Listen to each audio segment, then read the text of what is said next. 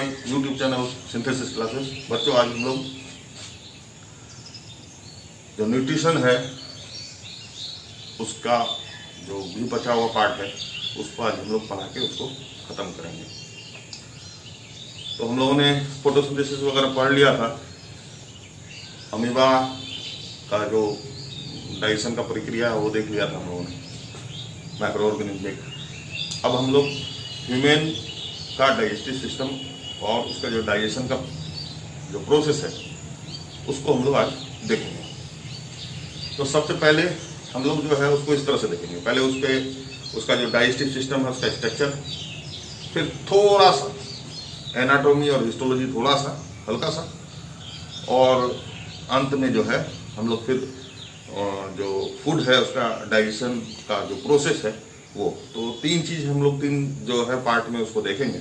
तो सबसे पहले हम लोग देखते हैं ये जो ह्यूमन का जो डाइजेस्टिव सिस्टम है उसमें कौन कौन से ऑर्गन हैं और क्या नाम है उसका, ये पहले हम लोग देख लेते हैं और उसके बाद फिर आगे का पार्ट देखेंगे। तो हम लोग का डाइजेस्टिव सिस्टम जो है वो शुरू होता है माउथ से। ये opening, that is mouth, and mouth is open in A cavity, that cavity is called buccal cavity. ये जो मुंह के अंदर एक कैविटी है उसको हम लोग बकल कैविटी बोलते हैं। बकल कैविटी में बहुत सारी चीज़ होते हैं, टीथ होते हैं, टंग होता है। तो ये उसके जो मसल्स हैं कुछ अलग टाइप के हैं, उसमें से बहुत सिक्रेशन होता है, म्यूकस का सिक्रेशन, सलेवा का सिक्रेशन। तो ये माउथ, फिर बकल कैविटी, उसके बाद एक फुल पाइप जो है डाउनवर्ड जाता है, उस फुल पाइप को हम लोग बोलते हैं ओएसोफेगस। ओएसोफेगस को फुल पाइप बोलते हैं। ओएसोफेगस ओपन करता है एक चैम्बर में, वो बड़ा सा चैम्बर है, उस चैम्बर को हम लोग बोलते हैं स्टमक। ये स्टमक है। स्टमक का शेप होता है जे से। मैंने यहाँ कुछ लिख दिया है, आप लोग इसको राइट डाउन कर लीजिएगा। आप इसको राइट डाउन जरूर कर लीजिएगा। तो ये ओएसोफेगस के बाद जो है उसके ओपनिंग के उसका जो जहाँ टर्मिनेशन होता है, जहाँ खत्म होता है, वहाँ से एक बहुत पतला पाइप का, बहुत ही पतले पाइप का जो है शुरुआत होता है। इस पाइप को हम लोग जो है इसको हम लोग स्मॉल इंटेस्टाइन बोलते हैं। अब ये स्मॉल इंटेस्टाइन फिर फाइनली एक मोटे से पाइप में खुलता है। उस मोटे पाइप को हम लोग लार्ज इंटेस्टाइन कहते हैं। इस बीच कुछ ग्लैंड्स हैं जो वर्क करता है, जो डाइजेस्टिव सिस्टम का पार्ट है। एक है liver, largest gland of the body, and एक है पेंक्रियाज। ये दोनों जो ग्लैंड है, ये इन ग्लैंड से जो सिक्रेशन निकलता है वो डाइजेशन के प्रोसेस में हेल्प करता है, डाइजेशन का काम करता है। ये जो लीवर है और ये पेंक्रियाज, दोनों के डक्ट एक जगह में पहले मिलते हैं, और जब दोनों मिल जाते हैं तो उसको हम लोग बोलते हैं हिपेटो पेनक्रेटिक डक्ट। इसके डक्ट को बोलते हैं हिपेटो डक्ट, इसको बोलते हैं पेनक्रेटिक डक्ट। हिपेटो नहीं, हिपेटिक डक्ट और पेनक्रेटिक डक्ट दोनों मिलाकर के हिपेटो पेनक्रेटिक डक्ट। ये hepato pancreatic duct small intestine का जो सबसे पहला वाला पार्ट है, डुडेनम, वहां खुलता है, और जहां पर खुलता है उसको बोलते हैं हिपेटो पेनक्रेटिक एम्पुला। ये भी मैंने यहां लिख दिया है। अब कहते हैं कि ये हो गया, लार्ज इंटेस्टाइन हो गया मेरा। ये जो स्मॉल इंटेस्टाइन है इसके तीन पार्ट हैं। सबसे आगे वाला, सबसे छोटा पार्ट डुडेनम, लगभग 0.25 मीटर का होता है, फिर जिजेनम और फिर इलियम। ये तीनों मिलाकर के 6.25 मीटर का होता है। जबकि ये पूरा एलिमेंट्री कनाल 9 मीटर का है, उसमें ये केवल स्मॉल इंटेस्टाइन 6.25 मीटर का है। अब उसके बाद आता है ये लार्ज इंटेस्टाइन। लार्ज इंटेस्टाइन का 4 पार्ट है। पहला सीकम, दूसरा कोलोन, तीसरा रेक्टम और चौथा एनस। इसके 4 पार्ट है। आपको कहाँ है ये सब नहीं देखना है, क्योंकि आप 10th में हो, आपको केवल नाम जान गए ये भी बहुत है। सीकम, कोलोन, रेक्टम और एनस। एनस ये पार्ट है, वो पार्ट जहां से जो अनडाइजेस्टेड फूड है वो अनडाइजेस्टेड फूड बाहर निकलता है, एग्जिट करता है, निकल जाता है सर्दी से। ये एनस है। एनस के जस्ट ऊपर का जो पार्ट है वो एक चैम्बर तरह का पार्ट है, जहां पर जो अनडाइजेस्टेड फूड जमा होता रहता है, और जमा होने के बाद फिर वहां पर एक मसल स्पूल होता है, और मसल स्पूल होने के बाद में एनस से वो बाहर निकलता है। यहां पर 2 चीज जो जानना है, एक ये कि throughout the alimentary canal mucus का सिक्रेशन हर जगह होता है, और म्यूकस को सिक्रेशन करने वाला जो सेल है उसको गॉबलेट सेल बोलते हैं। Throughout the alimentary canal mucus का सिक्रेशन हर जगह होता है, और उस सिक्रेशन को करने वाला जो सेल है उसका नाम है गॉबलेट सेल। एक बात। दूसरी बात कि ये स्टोमक का जो टर्मिनल पोजीशन है, जहां पर से भोजन निकल करके स्मॉल इंटेस्टाइन में जाता है, उस टर्मिनल, उसके मुहाने पे, उसके टर्मिनल पे, पोजीशन पर एक तरह का लॉन्गिट्यूडिनल मसल्स पाए जाते हैं। वो लॉन्गिट्यूडिनल मसल valve की तरह काम करता है, और भोजन को जो फूड है उसको बिल्कुल थोड़े अमाउंट में, स्मॉल अमाउंट में वो स्मॉल इंटेस्टाइन में भेजता है। बहुत थोड़े अमाउंट में स्मॉल इंटेस्टाइन में भोजन को भेजता है। तो ये जो फूड है उसको बोले तो रेगुलेट करता है, फूड को रेगुलेट करता है कि स्मॉल अमाउंट में वो स्मॉल इंटेस्टाइन में जाए। और दूसरा, एनस में भी उसी तरह के मसल्स पाए जाते हैं, और ये भी मसल्स का काम है कि जो स्टूल है उस स्टूल को बिल्कुल आराम से धीरे धीरे बाहर निकलने दें। एक बार में सीधे सीधे निकल नहीं जाए, वो धीरे धीरे, तो उसको भी रेगुलेट करने का। तो इस मसल्स को हम बोलते हैं स्फिंक्टर मसल्स, और ये स्फिंक्टर मसल 2 जगह पाया जाता है, ये स्टोमक के मुहाने पे और दूसरा एनस में। ये आपको याद रखना है। अब आता है कि throughout the alimentary canal एक मूवमेंट होता है मसल्स का। वो मूवमेंट क्यों होता है कि अगर मूवमेंट नहीं होगा तो ये जो भोजन है, भोजन का एक, हम लोग की हिंदी में कोर बोलते हैं, एक कोर भोजन यानी बोलस, उसको बोलते हैं बोलस। तो ये बोलस जो है इसका मूवमेंट डाउनवर्ड नहीं होगा। अब एक पाइप है, ऊपर से वो कॉन्ट्रैक्ट करता चला गया, तो भोजन जो गया वो कॉन्ट्रैक्ट होता हुआ नीचे की तरफ जाएगा, फिर वो ऊपर से खुलना शुरू हो जाएगा। तो भोजन का नीचे की तरफ सरकने के लिए ये एक मूवमेंट, कॉन्ट्रैक्शन और फिर रिलैक्सेशन, कॉन्ट्रैक्शन रिलैक्सेशन होता रहता है, जिससे वो भोजन जो फूड पाइप में है, एलिमेंट्री कैनाल में है, वो through out the alimentary canal वो डाउनवर्ड जाता है। ये मूवमेंट को हम लोग बोलते हैं पेरिस्टेलिक मूवमेंट। क्या बोलते हैं? Peristaltic movement. और ये मैंने लिख भी दिया है, contraction and relaxation of muscles of alimentary canal from mouth to anus which cause the bolus और food pass through the alimentary canal in downward direction is called peristaltic movement. तो हमारा यही, हमको इतना ही जानना है। अब जो हम लोगों को छोटा छोटा बात जानना है, देखिए बायोलॉजी में आपका कॉन्सेप्ट क्लियर होना चाहिए। बायोलॉजी रटने वाला सब्जेक्ट नहीं है।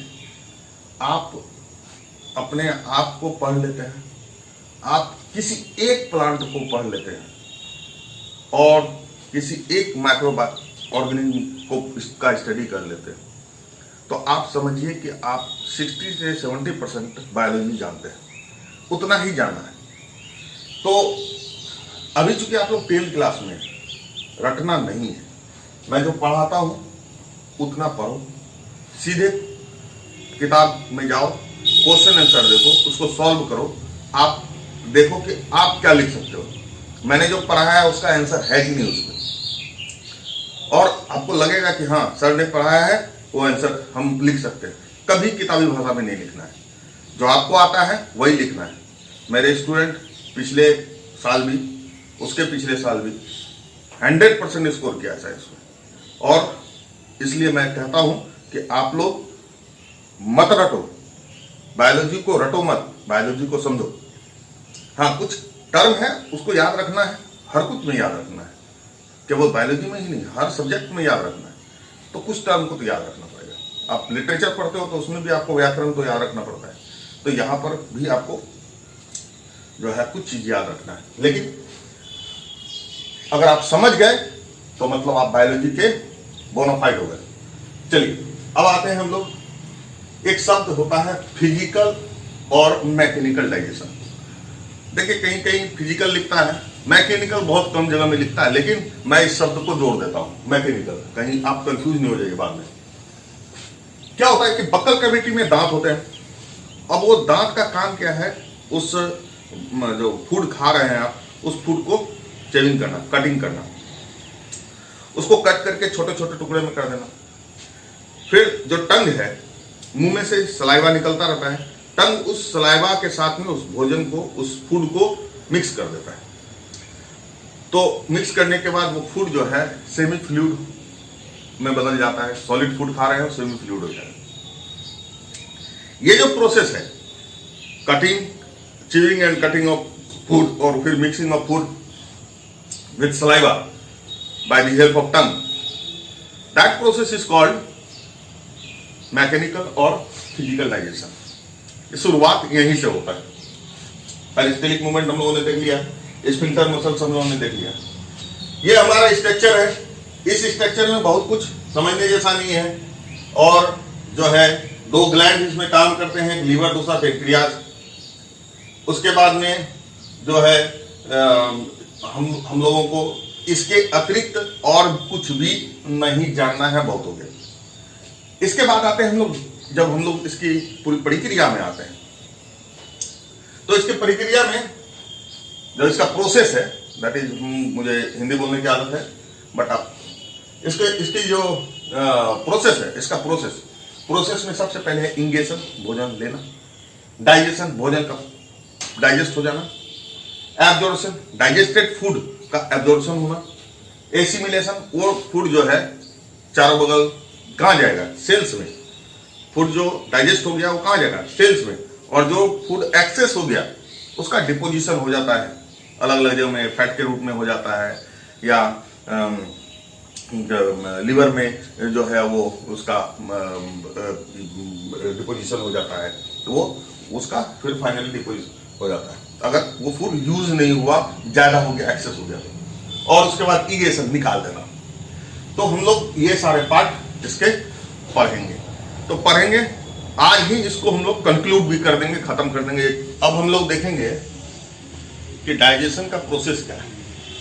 तो पहले एक आध बात हम लोग समझ लेते हैं। पहला ये है कि स्मॉल इंटेस्टाइन को स्मॉल इंटेस्टाइन क्यों बोलते हैं, क्योंकि वो बहुत नेरो होता है। ऐसा नहीं कि छोटा होता है, मतलब नेरो होता है, पतला होता है, इसलिए उसको स्मॉल इंटेस्टाइन बोलते हैं। लार्ज इंटेस्टाइन को लार्ज इंटेस्टाइन क्यों बोलते हैं, इसलिए नहीं कि वो बड़ा होता है, इसलिए कि वो वाइड होता है, काफी वाइड होता है, इसलिए उसको हम लोग लार्ज इंटेस्टाइन बोलते हैं। हमारे मुंह में जो सैलिवरी ग्लैंड है, हर दिन 3 से 5 लीटर सलाइवा का सिक्रेशन करता है। हमारा जो स्टमक है वो हर दिन 3 लीटर अप्रॉक्स गैस्ट्रिक जूस का सिक्रेशन करता है। लीवर से बाइल निकलता है, वो दो बाइल में 2 चीज होते हैं, एक उसका फ्लूइड बाइल जूस और दूसरा बाइल सॉल्ट। सैलिवरी ग्लैंड में से जो उसका सलाइवा है, सलाइवा में एक एंजाइम पाया जाता है जो 10th क्लास के हिसाब से उसका नाम सैलिवरी एमाइलेज है।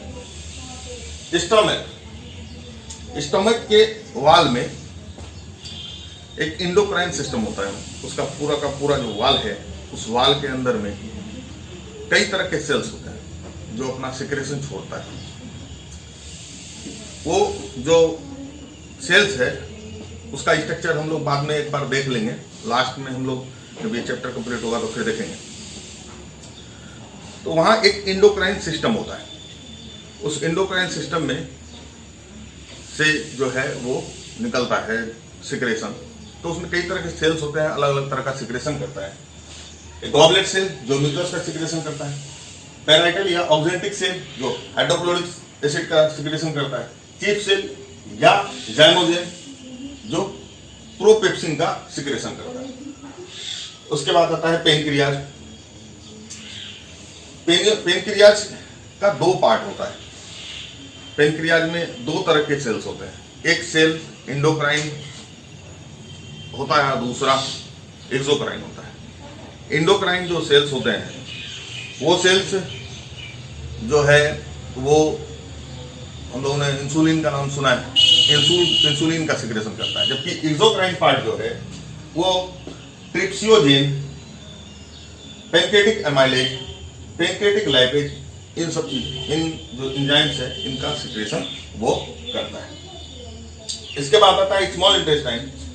स्मॉल इंटेस्टाइन में इंटेरोकाइनेज, एमिनोपेप्टिडेज, डाइपेप्टिडेज, इंटेस्टाइनल लाइपेज, ये सारे जो एंजाइम्स है इसका ये सिक्रेशन करता है। अब आते हैं फूड क्या है।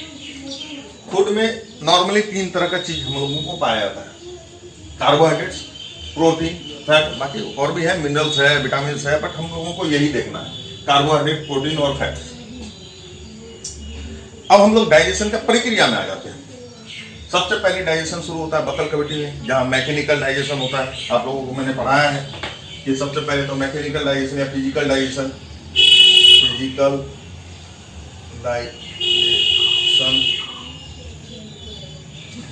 भोजन का च्यूइंग करना, उसका कटिंग करना, फिर टंग द्वारा और सलाइवा में उसको मिला देना और उसको सेमी फ्लूइड बना देना, ये सारा प्रक्रिया जो है होता है। तो ये जो प्रक्रिया है, ये प्रक्रिया बकल कैविटी में पहले शुरुआत हुआ, यहीं से डाइजेशन शुरू होता है। अब क्या होता है, कार्बोहाइड्रेट हम लोग एक एक चीज को देखेंगे किस तरह से कहाँ क्या होता है। कार्बोहाइड्रेट जैसे ही बकल कैविटी में सैलिवरी ग्लैंड सलाइवा मिलता है, वो फ्लूइड जो फूड है, सॉलिड फूड, वो सेमी फ्लूइड में बदल जाता है और कार्बोहाइड्रेट जो है वो वहां पर मौजूद जो सैलिवरी एमाइलेज है उसका डाइजेशन शुरू करता है और उसको माल्टोज, आइसोमाल्टोज और अल्फा डेक्सट्रीन्स, इसमें वो उसको ब्रेक डाउन कर देता है, तोड़ देता है। कुछ टूटता है, कुछ वो अंदर चला जाता है। कुछ कार्बोहाइड्रेट टूटता है मुंह में ही, बकल कैविटी में ही, लेकिन कुछ के कुछ वैसे ही कार्बोहाइड्रेट अंदर भी चला जाता है। अब स्टोमक में हाइड्रोक्लोरिक एसिड जो है वो प्रोपेप्सिन, मैंने बताया था कि प्रोपेप्सिन का सिक्रेशन करता है चिप से, तो प्रोपेप्सिन इनएक्टिव है। अब उसको एक्टिव करेगा कौन, तो हाइड्रोक्लोरिक एसिड उसको एक्टिव करता है। प्रोटीन जो है, प्रोटीन वहां पर प्रोटीन का डाइजेशन होता है। वो जो पेप्सिन जब एक्टिवेट हो जाता है तो ये प्रोटीन को तोड़ के पेप्टोन्स और पेप्टाइड्स में चेंज कर देता है। अब भोजन फिर नीचे उतरा, ड्यूडेनम में पहुंचा, स्मॉल इंटेस्टाइन में, वहां पर बाइल जूस, पेनक्रियाटिक जूस, सब के सब वहां पहुंचता है स्मॉल इंटेस्टाइन। तो सबसे पहले बाइल जूस जो है वो भोजन, अभी चूंकि वहां पे हाइड्रोक्लोरिक एसिड से वो भोजन एसिडिक हो गया था, उस भोजन को न्यूट्रलाइज करने के लिए, उसको अल्कली मीडिया प्रदान करने के लिए, अगर अल्कली मीडिया नहीं होगा तो फिर जो एंजाइम्स है वहाँ के स्मॉल इंटेस्टाइन में जो मौजूद एंजाइम्स है वो वर्क नहीं करेगा। तो उसको जो है वर्क करने के लिए वहाँ पर जो है वो क्या होता है कि बाइल जूस जो है उसको अल्कली मीडिया प्रदान करता है, जिससे वो न्यूट्रलाइज हो जाए, या कह सकते हैं कि अल्केलाइज हो जाए। अब वहां पर सबसे पहले होता है फैट। बाइल में दो तरह की, बाइल जूस और बाइल फैट। बाइल सॉल्ट जो है उसका काम होता है एमल्सिफिकेशन। आप लोगों ने कभी देखा होगा कि आप थोड़ा सा तेल ले लीजिए, थोड़ा पानी ले लीजिए और फिर उसको मिला लीजिए, तो मिला लीजिए तो वो क्या हो जाएगा कि वो एक वाइट हो जाएगा और वो वाटर सोल्यूबल हो जाता है। उसी तरह का काम यहाँ भी करता है कि फैट को बाइल सॉल्ट जो है उसका इमल्सिफिकेशन करता है। बड़े बड़े जो फैट के टुकड़े हैं जो हम लोगों ने खाया उसको स्मॉल गॉबलेट्स में तोड़ देना, और वो भी वाटर सोल्यूबल गॉबलेट्स में तोड़ देना। तो वो स्मॉल ग्लोब्यूल्स में तोड़ देना, वाटर सोल्यूबल ग्लोब्यूल्स में तोड़ देना। यही जो ये जो प्रोसेस है इसको बोलते हैं इमल्सिफिकेशन ऑफ फैट। फैट का इमल्सिफिकेशन हो गया, और ये इमल्सिफिकेशन होने के बाद वो वाटर में सोल्यूबल हो जाता है। अब वहाँ पेनकेटिक जो जूस है वहाँ पहुंचा है। पेनकेटिक जूस में ट्रिप्सियोजेन है। ट्रिप्सियोजेन स्मॉल इंटेस्टाइन में एक जो है एंजाइम निकलता है जिसको बोलते हैं इंटेरोकाइनेज। इंटेरोकाइनेज ट्रिप्सियोजेन को जो है एक्टिवेट कर देता है और ट्रिप्सिन बनाता है। ये ट्रिप्सिन अब फिर से प्रोटीन, मैंने कहा था कि खाना जो है भोजन ऐसा नहीं कि माउथ में गया कार्बोहाइड्रेट पूरा का पूरा डाइजेस्ट नहीं, वो कुछ कार्बोहाइड्रेट डाइजेस्ट हुआ, वो फिर कुछ अंदर चला गया सीधे अंदर। प्रोटीन स्टोमक में डाइजेस्ट होता है, पेप्सिन उसको तोड़ करके जो है पेप्टाइड्स पेप्टोन्स, लेकिन सारा नहीं होता है, कुछ बच जाता है। तो बच जाता है तो फिर यहाँ पे भी वही ट्रिप्सियोजेन पहले ट्रिप्सिन में चेंज हुआ, और ट्रिप्सिन जो है वो प्रोटीन को फिर से पेप्टोन्स और पेप्टाइड्स में तोड़ देता है। ठीक, ये हो गया। अब फिर ये ट्रिप्सिन जो है ये पेप्टोन्स को फिर तोड़ता है और तोड़ करके डाइपेप्टिडेज में चेंज कर देता है, डाइपेप्टाइड्स में चेंज कर देता है। पेप्टोन्स को ट्रिप्सिन फिर से डाइपेप्टिड्स में तोड़ दिया, तो मेरे पास फाइनल बन गया पेप्टाइड्स और डाइपेप्टाइड्स। ठीक है। कार्बोहाइड्रेट, जो कार्बोहाइड्रेट मुंह में डाइजेस्ट नहीं हुआ था वहां पर जो पेनकेटिक एमाइलेज है उसको फिर से तोड़ता है माल्टोज, आइसोमाल्टोज और अल्फा डेक्सिन। तब तक तोड़ता रहता है कि सबके सब वो चेंज हो जाएगा, माल्टोज, आइसोमाल्टोज या अल्फा डेक्सिन में चेंज नहीं हो जाएगा, तब तक उसको तोड़ता रहता है। तो मेरे पास में बचा मिला क्या, पेप्टाइड्स, डाइपेप्टाइड्स, माल्टोज, आइसोमाल्टोज, अल्फा डेक्सिन्स, ये सारा चीज हमको फाइनली मिला हुआ है। और ये इमल्सिफाइड फैट जो है इसमें लाइपेज वर्क करता है, और पेनकेटिक लाइपेज, इंटेस्टाइनल लाइपेज ये काम करते रहता है और इसको तोड़ता रहता है फैटी एसिड ग्लिसरॉल में, फिर फैटी एसिड को फिर ग्लिसरॉल में, ये तोड़ता रहता है। ये कंटिन्यूअस प्रक्रिया है और ये चलता रहता है। अब आते हैं कि मेरे पास मिला था माल्टोज, आइसोमाल्टोज, अल्फा डेक्सिन्स। माल्टोज को इंटेस्टाइन का एक एंजाइम जिसको माल्टेज बोलते हैं वो 2 ग्लूकोज में तोड़ देता है। आइसोमाल्टोज को भी आइसोमाल्टेज एक एंजाइम है, वो 2 ग्लूकोज में तोड़ देता है। अल्फा डेक्सिन्स को भी अल्फा डेक्सट्रिनेज एंजाइम जो है 2 ग्लूकोज में तोड़ देता है। पेप्टाइड्स को एमिनोपेप्टिडेज एक एंजाइम है, उसको एमिनो एसिड में तोड़ देता है। डाइपेप्टाइड्स को डाइपेप्टिडेज एमिनो एसिड्स में तोड़ देता है। और इमल्सिफाइड फैट जो है वो उसका कंटिन्यूअस प्रक्रिया है, वो कंटिन्यूअस जो है फैटी एसिड और ग्लिसरॉल में तोड़ता है, वो फैटी एसिड फिर से लाइपेज उस पर काम करता है, फिर से ग्लिसरॉल में तोड़ता है, और ये प्रक्रिया चलता रहता है। तो ये हमारा इतना सारा हम लोगों को याद रखने जैसा है हायर क्लास के लिए, लेकिन यहाँ पर जो हम लोगों को पढ़ना है तो वहाँ पर 10th क्लास के हिसाब से तो हम लोग क्या पढ़ेंगे कि बकल कैविटी में भोजन गया, वहाँ सेलेवरी एमाइलेज जो है उस गुड़ वहाँ पे कार्बोहाइड्रेट का डाइजेशन करता है। उसके बाद वो भोजन अंदर जाता है, वो पहुँचता है कहाँ, तो पहुँचता है स्टोमक में। स्टोमक में जो है पेप्सिन जो है प्रोटीन का पाचन करता है, डाइजेशन करता है। हाइड्रोक्लोरिक एसिड जो है वो उसका कुछ वर्क है, वो अभी हम लोग अलग से फिर देखेंगे।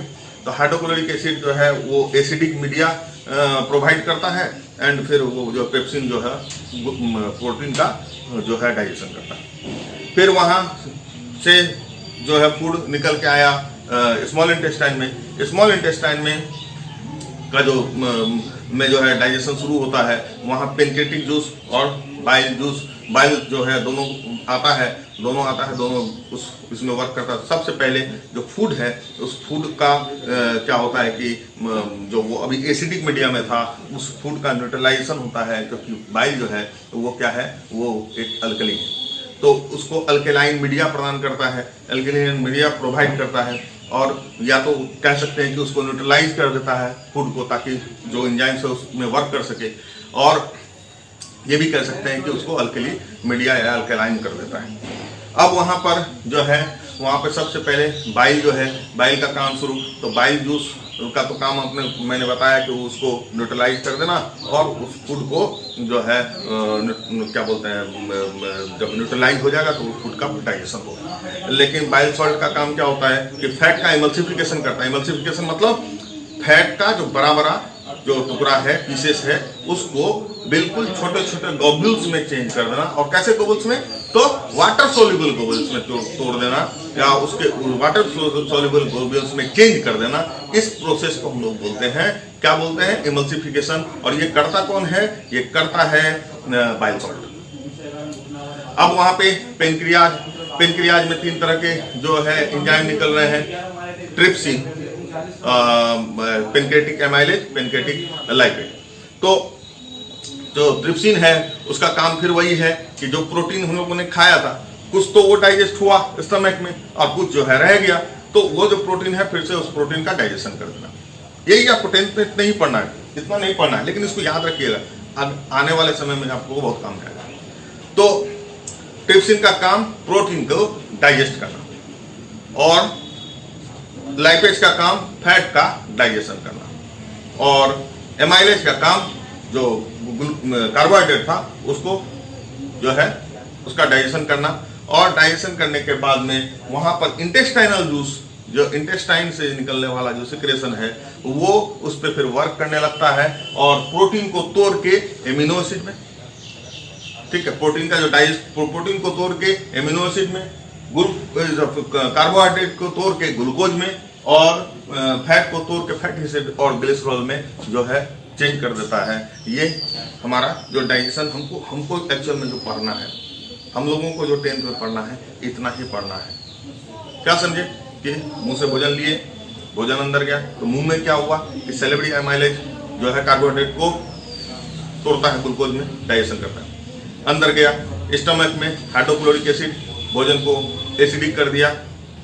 अब वो जो फूड है उसमें से जो प्रोटीन है उसका डाइजेशन का काम करता है। फिर से वो जो फूड है वो आगे बढ़ा स्मॉल इंटेस्टाइन में, वहाँ पे बाइल जो है, बाइल का काम है उस भोजन को, जो एसिडिक भोजन था उसको अल्कलाइन कर देना, ताकि और एंजाइम्स उसमें वर्क कर सके। बाइल सॉल्ट फैट का इमल्सिफिकेशन कर देता है।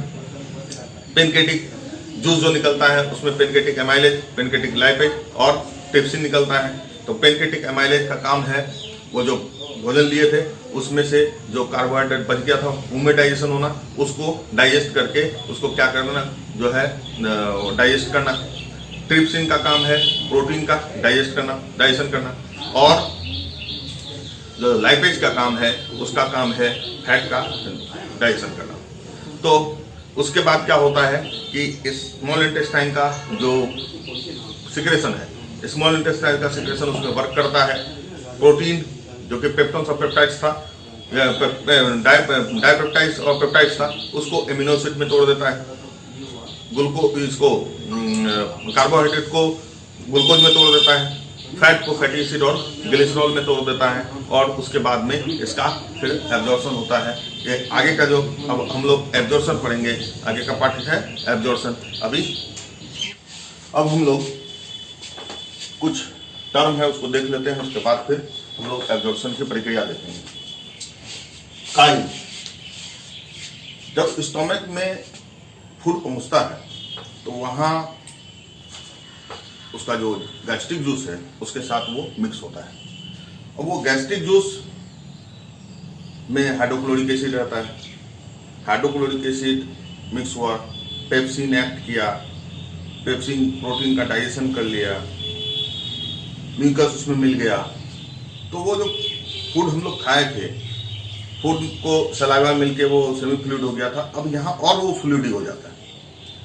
फ्लूइडी होने के बाद स्टोमक उसको मैश भी करता है। थोड़ा मैश करने से क्या होता है कि वो फूड जो है मड लाइक स्ट्रक्चर बन जाता है।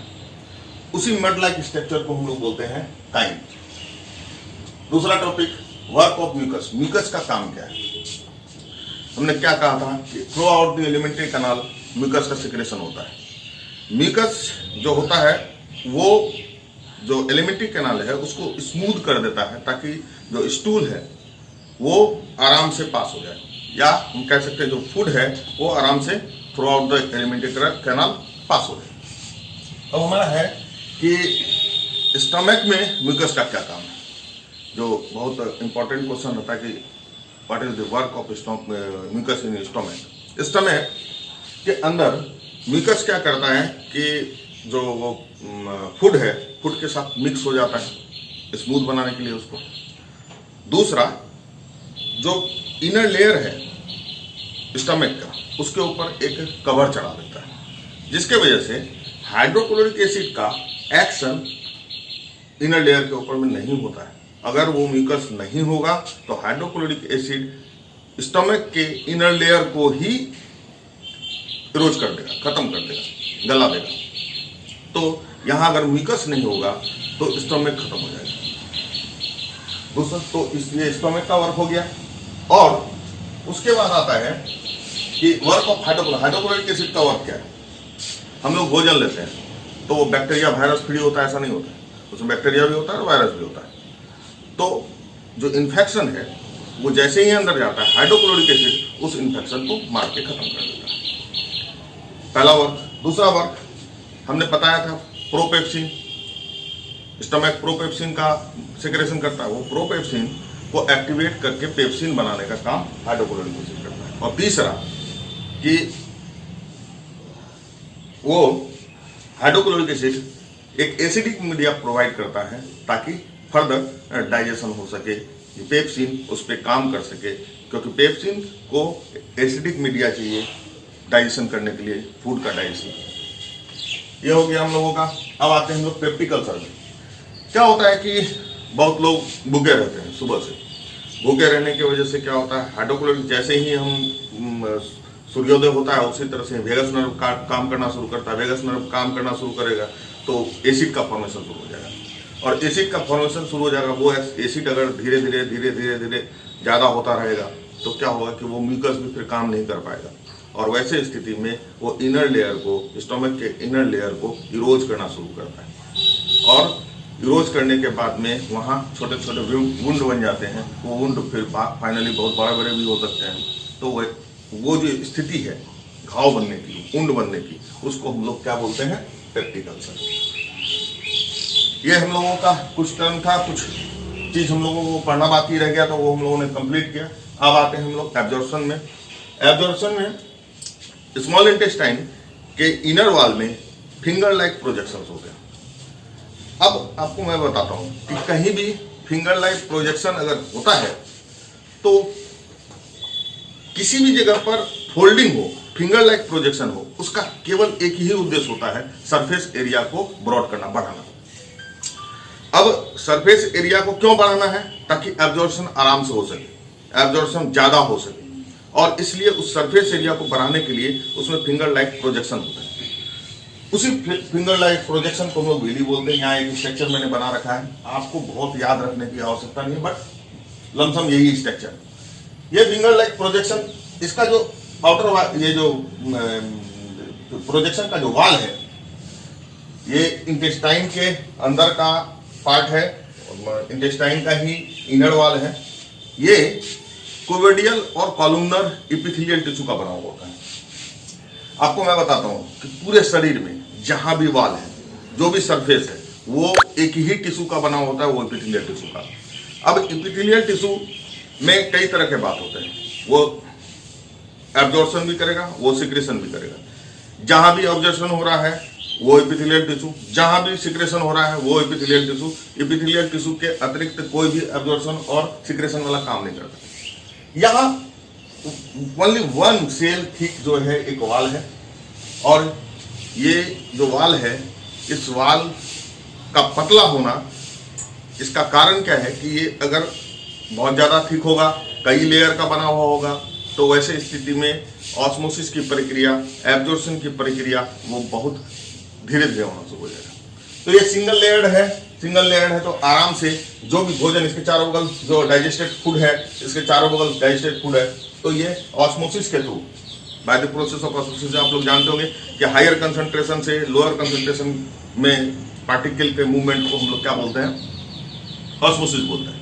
तो वाटर मूवमेंट, तो वाटर के साथ में जो वाटर सोल्यूबल मॉलिक्यूल्स है वो भी ऑस्मोसिस के थ्रू अंदर चला जाता है। चाहे वो वाटर सोल्यूबल फैट है, जो हम लोग ने बताया था, एमल्सिफाइड फैट है, फैट टूट जाना, फैट का छोटे छोटे ग्लोबुल, वाटर सोल्यूबल ग्लोबुलेट्स में चेंज टूट जाना, फैटी एसिड और ग्लिसरॉल में फाइनली, उसी तरह से एमिनो एसिड है और ग्लूकोज है, ये सारा वाटर सोल्यूबल है।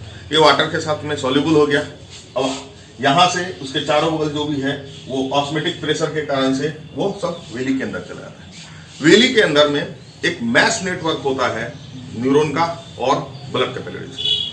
अब ये जैसे ही वो अंदर गया फिर वहां पर भी जो है ऑस्मेटिक प्रेशर से वो सारे के सारे जो फूड है वो ब्लड में लोड हो गया और ब्लड में लोड होकर के फिर जो है वो पूरे शरीर में चला गया और अलग अलग जगह टिश्यू पर वो टिश्यू के फ्लूइड में उसको जाके छोड़ देगा और टिश्यू फ्लूइड से वो फिर धीरे धीरे जो है हर सेल तक पहुंच जाएगा। तो ये जो प्रक्रिया है, इस प्रक्रिया को, इस प्रोसेस को हम लोग एब्जॉर्प्शन बोलते हैं। जो भोजन का जो है विली के अंदर में जाना, वहां से जो है भोजन का ब्लड कैपिलरीज में जो है वो लोड हो जाना, ये जो प्रक्रिया है इसको हम एब्जॉर्प्शन बोलते हैं। जबकि वहां से फिर ब्लड कैपिलरीज उसको पूरे के पूरे बॉडी के हर पार्ट में हर सेल तक पहुंचाता है। इस प्रक्रिया को हम लोग एसिमिलेशन बोलते हैं। और एसिमिलेशन के बाद ये तो हो गया, डाइजेस्टेड फूड कंप्लीट हो गया। पूरा जो भोजन लेते हैं वो फूड लेते हैं वो सारा का सारा डाइजेस्ट नहीं होता है, उसमें से जो कुछ पार्ट जो है वो बच जाता है।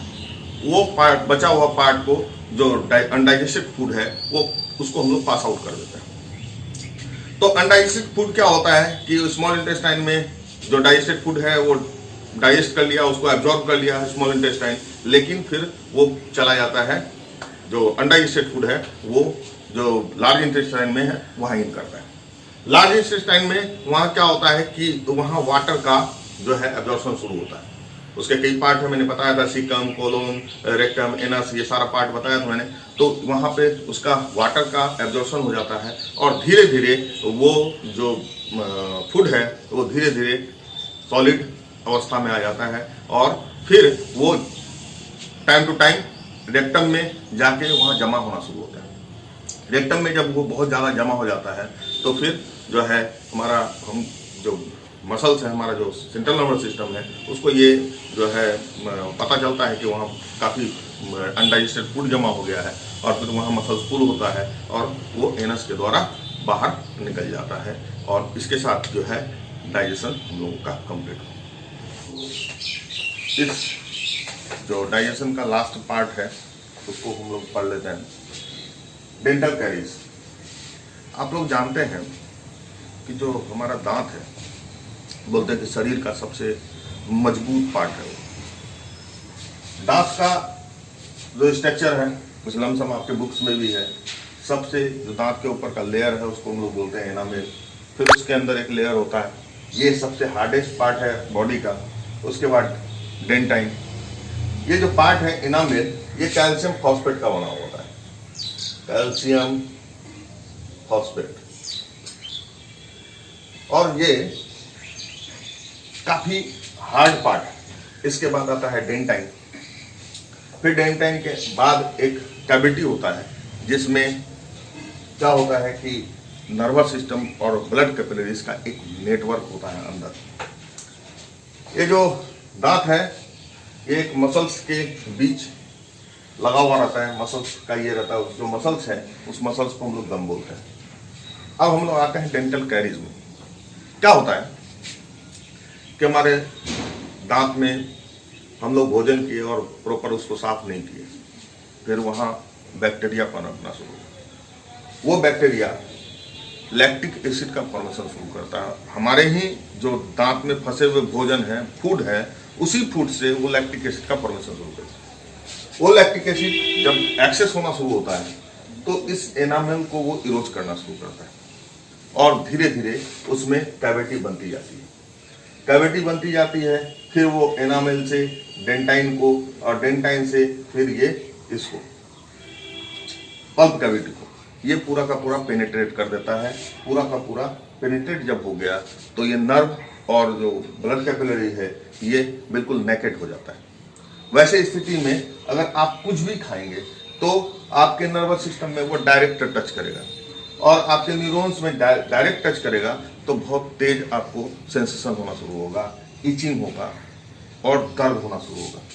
तो ये जो फेनोमेना है जिसके वजह से इस तरह का होता है बैक्टीरिया की वजह से, इसको हम लोग बोलते हैं डेंटल कैरीज। ये जो चीज़ है, जो कैविटी बन जाना, इसको हम लोग बोलते हैं डेंटल कैरीज। अब दूसरा है कि बहुत लोग ब्रश नहीं करते हैं, प्रॉपर ब्रश नहीं किए, और जो है अंदर वो येलो पूरा टिच में येलो हो जाना, उसके अंदर बैक्टीरिया आ जाना, ये सारा चीज़ जब जमा हो जाता है तो बहुत गंदा दिखता है दांत। तो वैसे उसको हम लोग बोलते हैं डेंटल प्लैक। क्या बोलते हैं? Dental plaque. अब इसका रेमेडी क्या है?